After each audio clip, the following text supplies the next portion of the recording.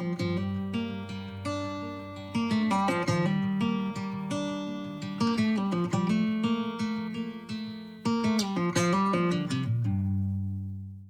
just finished our 40-kilometre ride, and I wanted to kind of run through what to do when you finish your ride. So obviously you come in off the course into the venue, you need to present to the timekeeper. Sometimes they give you a card and that gives your time in and your last time that you can vet. So remember to pick that up if they're doing it. Sometimes they're not doing it, just ask.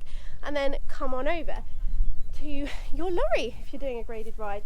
If you have crew, like I'm very lucky to have, you don't have to do any prep. So they'll have come out, make sure that they've set everything up ready, everything, lids are off, so you're good to go when the horse comes in.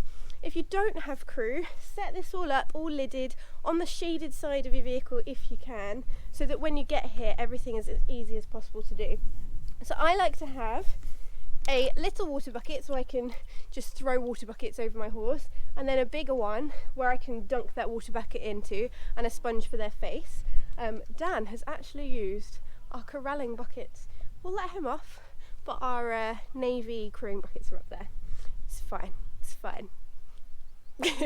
I also have the smorgasbord of sugar beet, electrolyte and plain water, and we always lift them up and offer the horse a drink fast before we do anything else. So if they're thirsty, that's the priority, getting them nice and hydrated.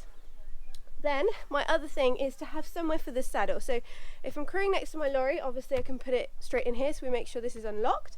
Or if we're not near the lorry or near a vet gate, then we put like a little saddle rack thing for all the tack to go on, and I throw my gloves and everything in there as well.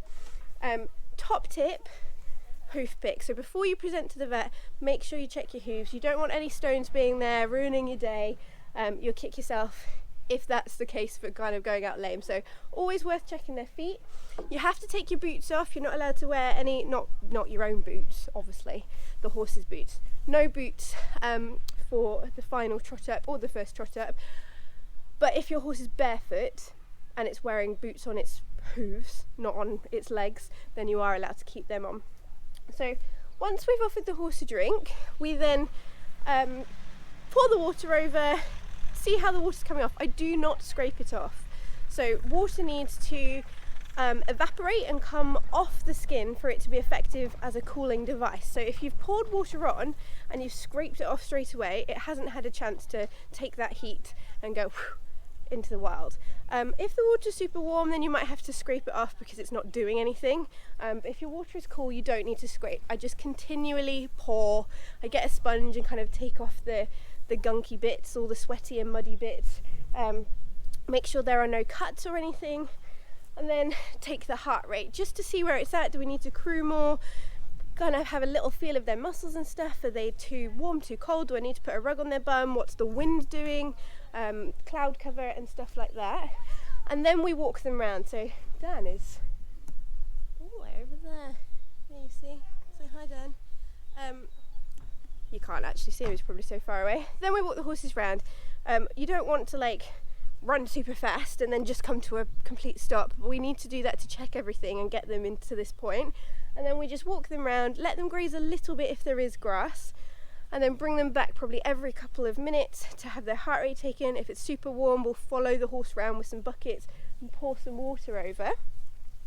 For me, I don't really mind about grades. It's all about qualifying through the levels for me. Hello, Roo. Hi, you super pony. I'm super crew. So as long as the heart rate is under 64 and it's nice and stable, I will present to the vet. Roo's heart rate is always really good. For a horse I don't know very well, I like it to be kind of low 50s, under 50, just so we know exactly that we're going to be fine for heart rate through the vet. And then as soon as we're happy, we've done the feet, muscles are feeling fine, so we don't need to put a rug on, we don't need to pour any more water on, we're happy with the heart rate, horse is hydrated, off we go to present to the vet.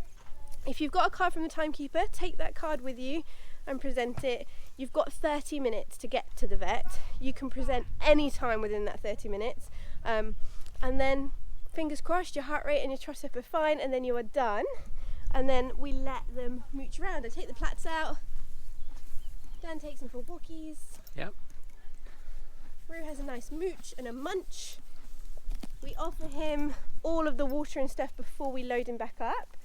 And at EGB events, horses are not allowed to be left unattended tied to a trailer. So I always put the horse back into the lorry before I go and give my bib in. So the way you get your result, sort all your stuff out first, because it takes a little while for them to get the results and things, so give them a chance. I sort out all the lorry, all the stuff, put everything away, then take your bib to the secretary's tent, and that's where you'll get your results. And also, that's where Dan, well, not the secretary, but there is a burger van. Yes. So Dan gets to have his favoritist, a burger. Damn straight I do. With cheeses and bacons. Pleases.